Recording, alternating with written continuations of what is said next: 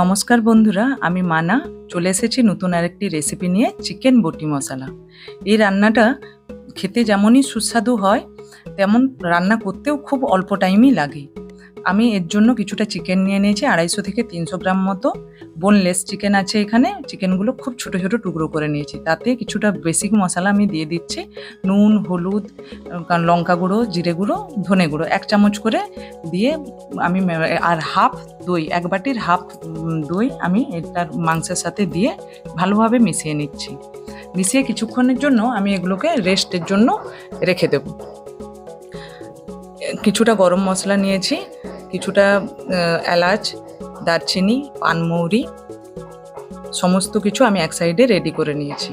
এবার একটি কড়া বসিয়ে তাতে আমি 3 চামচ মতো, 2 থেকে 3 চামচ বেসন আমি গরম করে নেব। হালকা হালকা হালকা আঁচে এটিকে নেড়ে নেব, যাতে এর কাঁচা ভাবটা চলে যায়। আমার নাড়া হয়ে গেছে। বেসনটাকে নামিয়ে ঠান্ডা হওয়ার জন্য আমি এক সাইড করে দিলাম। এবার গরম মশলা যেটা নিয়েছিলাম তাতে একটু পানমৌরি 1 চামচ মতো দেবেন, 2 থেকে 3টে এলাচ, তেজপাতা, দারচিনি, লবঙ্গ, গোলমরিচ দিয়ে ভালোভাবে এটিকে শুকনো খোলায় নেড়ে নেবেন। নাড়তে খুব বেশি টাইম লাগে না। এবার এই মশলাটাও আমি ঠান্ডা হয়ে গেলে একটি গ্রাইন্ডার জারে দিয়ে দেব। ভালোভাবে একটি মিহি পেস্ট বানিয়ে নিচ্ছি, গুঁড়ো করে নিচ্ছি। আমার গুঁড়ো রেডি হয়ে গেছে, গরম মশলার গুঁড়ো। এবার একটি মশলা তৈরি করে নিচ্ছি। কিছুটা আদা, কিছুটা রসুন আর কাঁচা লঙ্কা একসাথে দিয়ে আমি পেস্ট বানিয়ে নিচ্ছি। সব কিছু মশলা আমি রেডি করে নিলাম। এবার কড়াই অল্প পরিমাণ তেল দিয়ে, তেলটা গরম হলে 4-6টা গোলমরিচ, গোটা গোলমরিচ, গোটা জিরে আর একটি তেজপাতা ফোড়ন হিসাবে আমি দিয়ে দিলাম। তার উপরে পেঁয়াজ কুচি, ভালোভাবে এবার পেঁয়াজটিকে নেড়ে নেব। পেঁয়াজটি লাল লাল ভাজা হয়ে গেলে এর উপর থেকে 2টো টমেটো কুচো আমি দিয়ে দেব। ঝাল যে যেমন যার বাড়িতে খাওয়া হয় সেই অনুযায়ী দেবেন। কেউ 2টো ঝাল দিতে পারে, কেউ 4টা দিতে পারে। বাচ্চা থাকলে একটু ঝালটা কম দেবেন। কালার আসার জন্য আমি কাশ্মীরি লাল লঙ্কা গুঁড়ো 1 চামচ মতো দিয়ে দিলাম। এবার যে আদা আর রসুনের পেস্ট বানিয়ে রেখেছি, এই পেস্টটি এর মধ্যে আমি দিয়ে ভালোভাবে কষিয়ে নেব।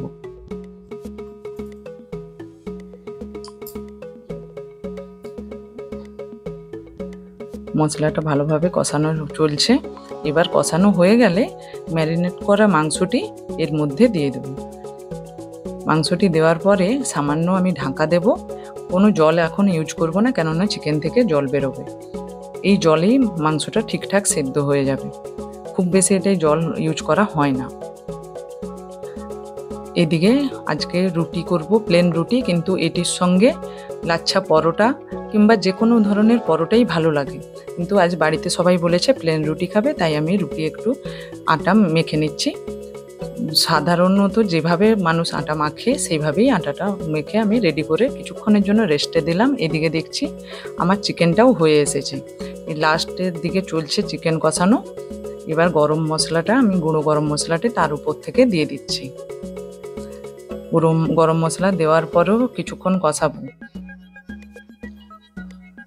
একদম শুকনো শুকনো হয়ে গেলে আমি আঁচ কমিয়ে দইটা, বাকি যে দইটা ছিল এই দইটা এর মধ্যে দিয়ে দিচ্ছি। এবার আর সাইডে আমি একটি বাটিতে ওই যে বেসনটা যে ভেজে রেখেছিলাম না, ওইটি ভালোভাবে মিহিভাবে পেস্টটিকে একদম গুলে নেব। খুব বেশি জল দেব না, যাতে ছোট ছোট গুটলি না বাঁধে।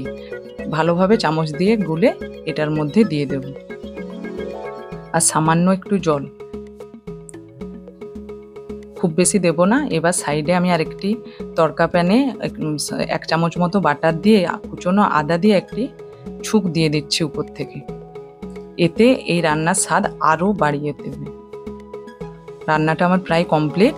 উপর থেকে আমি ধনেপাতা কুচি দিয়ে দিলাম। এবার রুটিগুলো আমি করে নিচ্ছি। প্লেন রুটি, কিন্তু আমি উপর থেকে একটু দেশি গাওয়া ঘি দিয়ে বুলিয়ে দিলাম, তাতে রুটিটি নরম থাকে। আমার রেডি হয়ে গেছে বুটি চিকেন মশলা আর প্লেন রুটি।